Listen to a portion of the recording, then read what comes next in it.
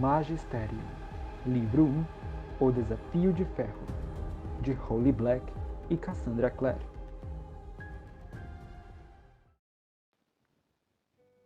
Capítulo 5. Cal estava parado diante da encosta quase perpendicular de uma montanha. À esquerda e à direita estendia-se uma floresta, mas à sua frente havia maciças portas duplas. Eram de um tom desgastado de cinza, com dobradiças de ferro que se transformavam em espirais curvas, dobrando-se uma para dentro da outra. Cal imaginou que, à distância, ou sem a luz dos faróis dos ônibus, elas seriam praticamente invisíveis. Gravado na pedra, acima das portas, estava um símbolo desconhecido. Abaixo dele, as palavras: o fogo quer queimar, a água quer correr, o ar quer levitar, a terra quer unir, o caos quer devorar. Devorar. A palavra provocou um calafrio por todo seu corpo. Última chance para fugir, pensou ele, mas ele não era muito rápido e, de qualquer maneira, não havia para onde correr. As outras crianças tinham pegado suas bagagens e agora estavam paradas ali, como ele. Mestre Rufus foi até as portas, e todos se calaram. Mestre North deu um passo à frente. Vocês estão prestes a entrar no Magisterium, disse ele. Para alguns de vocês, pode ser a realização de um sonho. Para outros, esperamos que seja o início de um. Para todos vocês, eu digo, o magistério existe para sua própria segurança. Vocês têm um grande poder e, sem treinamento, esse poder é perigoso. Aqui vamos ajudá-los a aprender a ter controle e ensiná-los sobre a importante história de magos como vocês, que remonta ao início dos tempos. Cada um de vocês tem um destino único, fora do caminho normal que poderiam ter trilhado. Um destino que vão encontrar aqui. Devem ter intuído isso quando viram as primeiras manifestações de seu poder. Mas, parados à entrada da montanha, imagino que ao menos algum de vocês estejam se questionando no que foi que se meteram. Alguns dos garotos riram, pouco à vontade. Há muito tempo, bem no princípio, os primeiros magos se perguntaram praticamente a mesma coisa. Intrigados pelos ensinamentos dos alquimistas, particularmente Paracelso, eles procuraram explorar a magia elemental. Tiveram um sucesso limitado, até que um alquimista percebeu que seu filho pequeno conseguiu fazer com facilidade os mesmos exercícios com os quais ele lutava para executar. Os magos descobriram que a magia podia ser realizada por aqueles com um poder inato, e melhor ainda pelos mais novos. Depois disso, descobriram novos alunos para ensinar e com quem aprender, procurando em toda a Europa crianças com poder. Muito poucas o têm, talvez uma em cada 25.000, mas os magos reuniram as que puderam e fundaram a primeira escola de magia. Ao longo do caminho, escutaram histórias de meninos e meninas sem treinamento que tinham incendiado casas e morrido queimados em meio às chamas, que tinham se afogado em tempestades, sido carregados por tornados ou sugados por sumidouros. Com os ensinamentos, os magos aprenderam a andar ilesos através da lava, a explorar as mais profundas partes do mar sem tanque de oxigênio, e até mesmo a voar. Algo saltou dentro de Cal ao ouvir o que Mestre Nortes dizia. Ele se lembrou de pedir ao pai, quando era muito pequeno, para balançá-lo no ar. Mas o pai se recusou e mandou-o parar de fingir. Ele realmente poderia aprender a voar? Se eu pudesse voar, sussurrou uma pequena traiçoeira parte de seu cérebro. Não importaria tanto o fato de não poder correr. Aqui vocês vão encontrar elementais, criaturas de grande beleza e perigo que existem em nosso mundo desde a aurora dos tempos. Vocês vão esculpir a terra, o ar, a água e o fogo, curvando-os à sua vontade. Vão estudar nosso passado enquanto se tornam nosso futuro. Vão descobrir o que o seu eu comum nunca teria tido o privilégio de ver. Vão aprender coisas importantes e fazer coisas mais importantes ainda. Sejam bem-vindos ao Magisterium. Aplausos soaram. Cal olhou à sua volta. Os olhos de todos brilhavam. E, por mais que ele lutasse contra a sensação, tinha certeza de que seus olhos brilhavam também. Mestre Rufus adiantou-se. Amanhã vocês verão mais da escola, mas, esta noite, sigam seus mestres e acomodem-se em seus quartos. Por favor, não se afastem enquanto eles os guiam pelo magistério. O sistema de túneis é complexo, e até que vocês o conheçam bem, é fácil se perder. Perdido nos túneis, pensou Cal. Era exatamente isso que ele temia desde que ouvira falar pela primeira vez daquele lugar. Estremeceu ao recordar do pesadelo em que estava preso no subterrâneo. Algumas de suas dúvidas estavam ressurgindo, os avisos do pai ecoando em sua cabeça.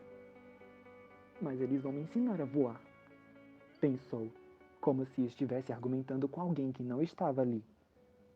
Mestre Rufus ergueu uma das mãos grandes, os dedos espalmados, e sussurrou algo.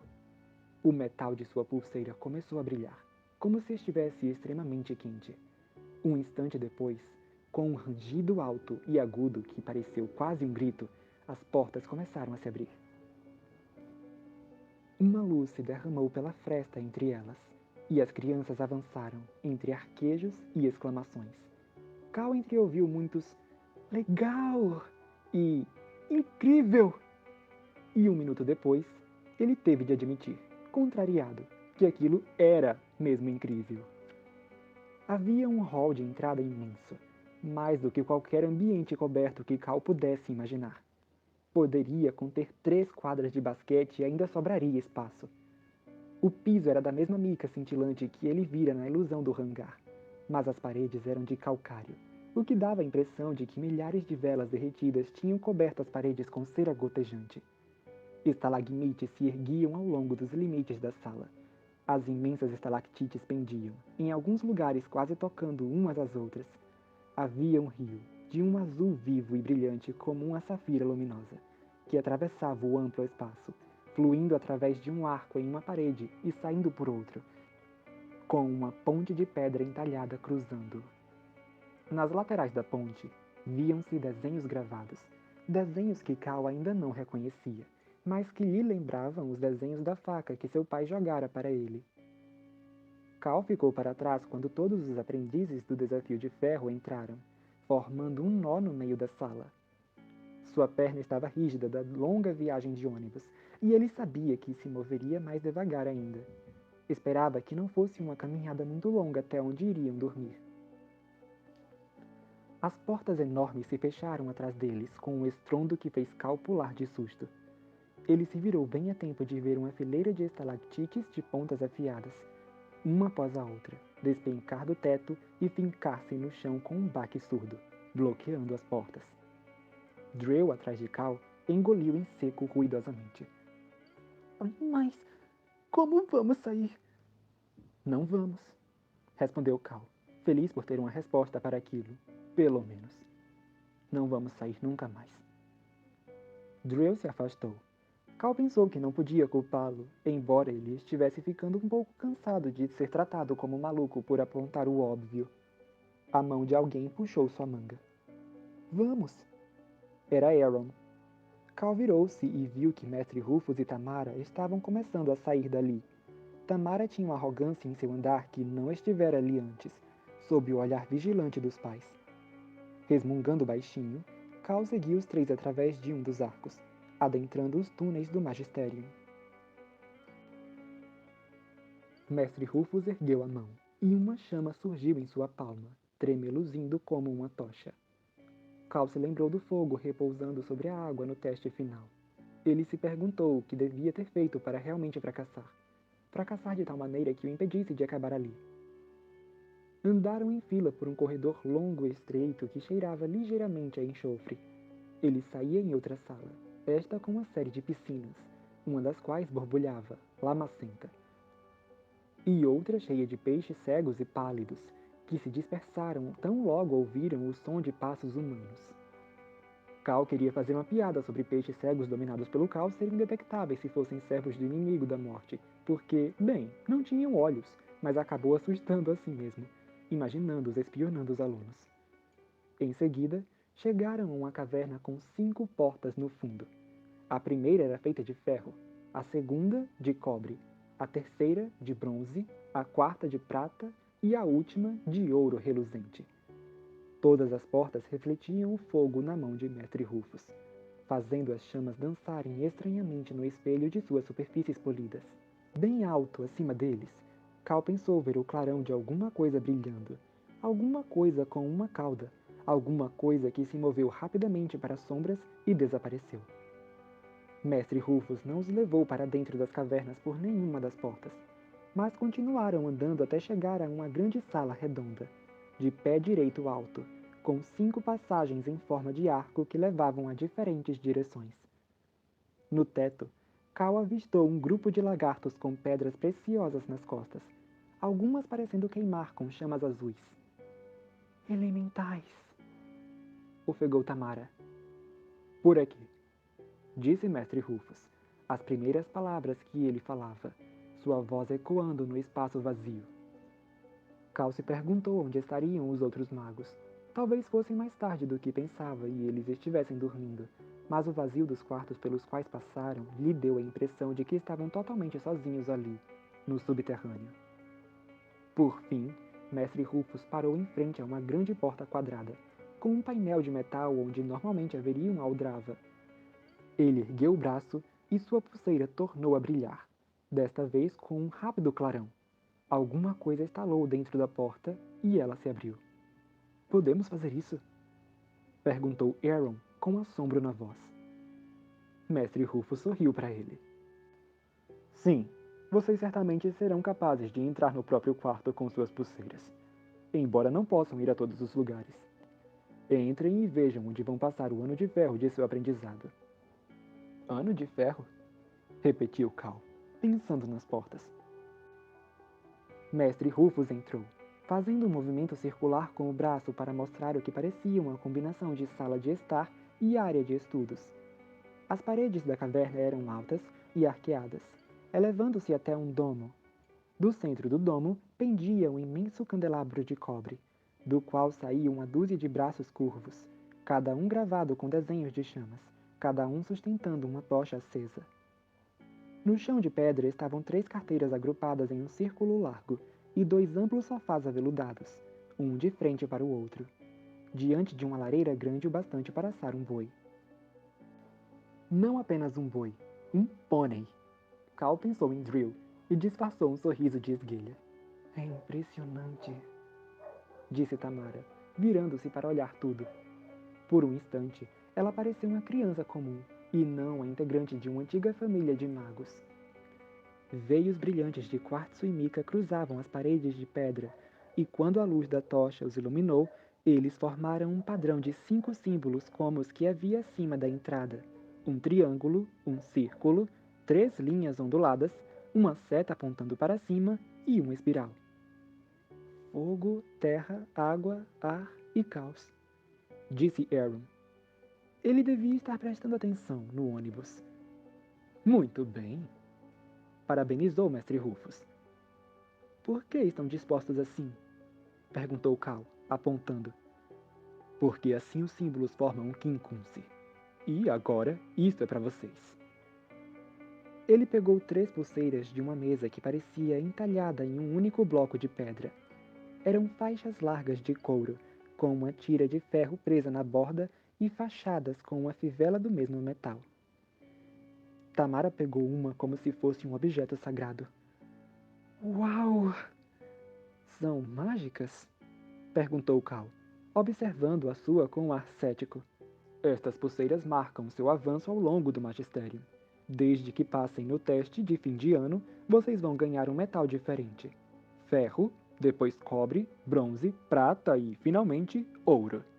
Quando concluírem seu ano de ouro, serão considerados não mais aprendizes, e sim magos artífices, aptos a ingressar no Collegium. Respondendo à sua pergunta, Cal, sim, elas são mágicas. Foram feitas com um modelador de metal e funcionam como chaves, permitindo a vocês o acesso às salas de aula nos túneis.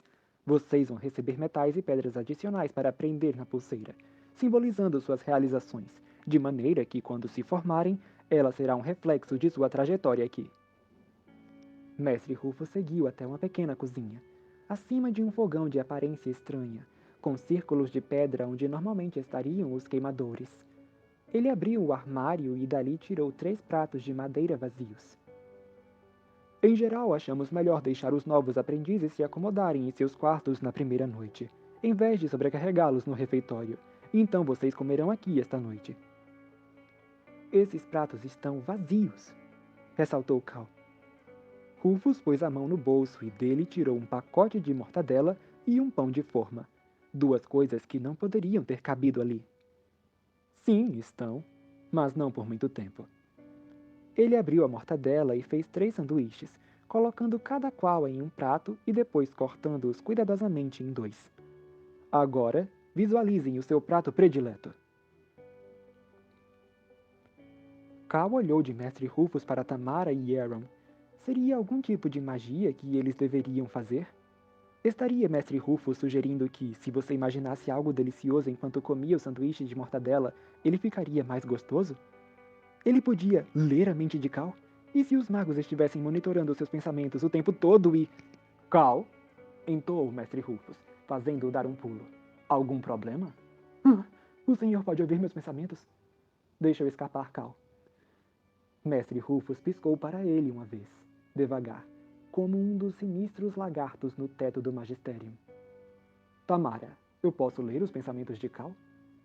Magos só podem ler seus pensamentos se você os projetar, respondeu ela. Mestre Rufus assentiu. E o que você acha que ela quer dizer com os projetar, Aaron? Pensar com muita força? Respondeu ele após um momento.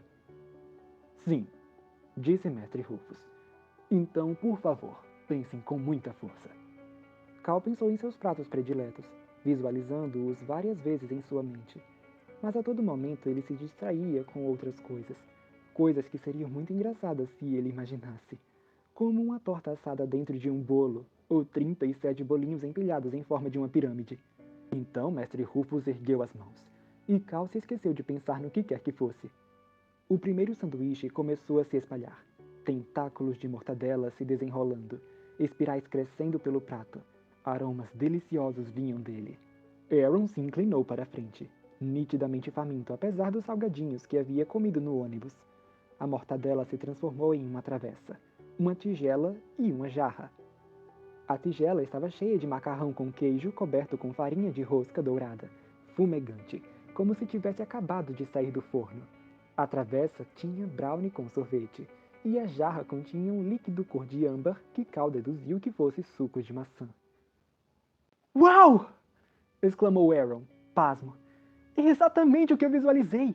Mas é real? Mestre Rufus assentiu. Tão real quanto o sanduíche. Vocês podem recordar o quarto princípio da magia. Você pode mudar a forma de uma coisa, mas não sua natureza essencial. E uma vez que não alterei a natureza do alimento, ele foi realmente transformado. Agora você, Tamara. Cal se perguntou se aquilo significava que o macarrão com queijo de Aaron teria gosto de mortadela. Mais ou menos parecia que Cal não era o único que não se lembrava dos princípios da magia. Tamara deu um passo à frente para pegar sua bandeja enquanto sua comida se transformava. Agora, ali estava uma travessa de sushi com um montinho de massa verde em uma ponta e uma pequena tigela de molho de soja na outra.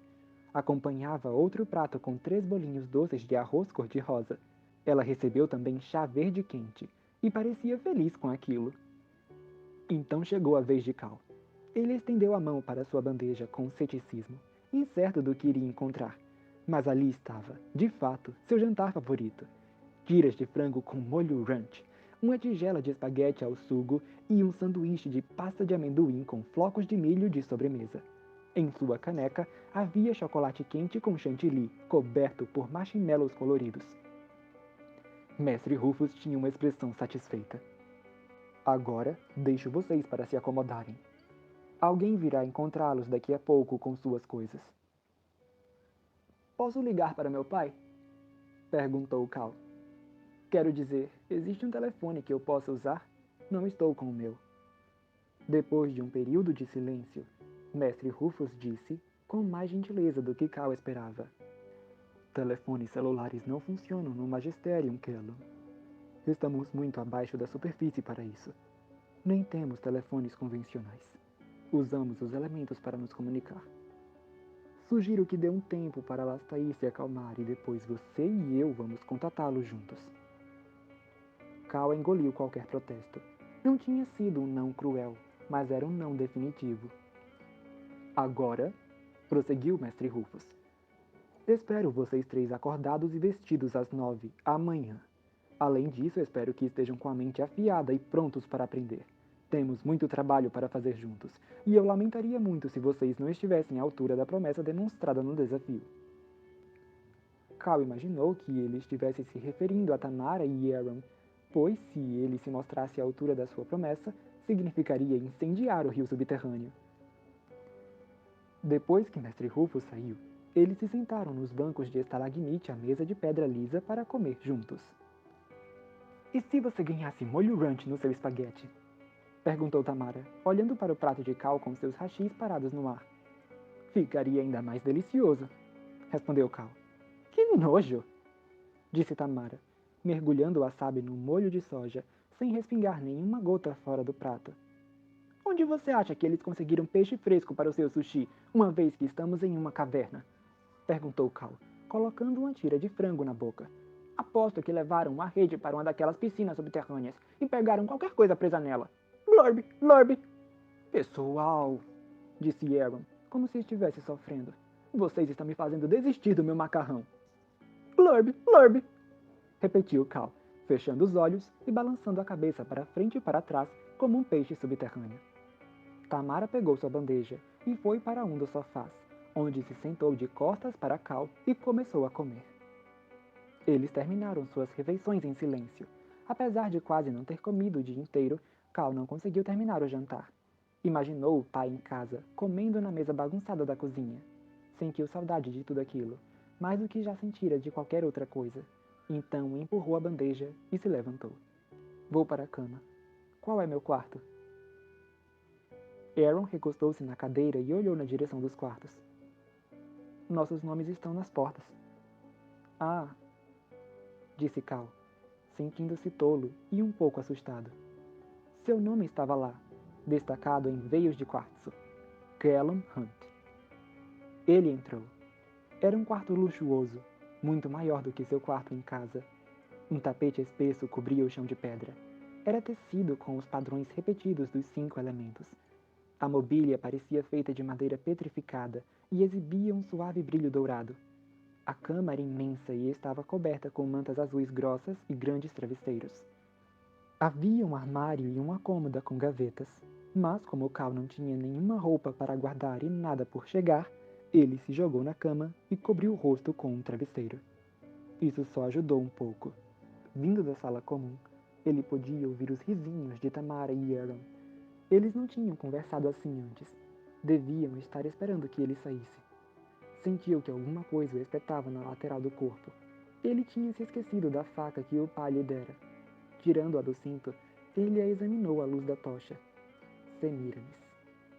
Cal se perguntou qual seria o significado daquela palavra. E se passaria os próximos 5 anos sozinho naquele quarto com sua adaga esquisita, enquanto os outros riam dele. Com um suspiro, largou a lâmina sobre a mesinha da cabeceira, enfiou os pés sobre os cobertores e tentou dormir. Mas horas se passaram antes que conseguisse.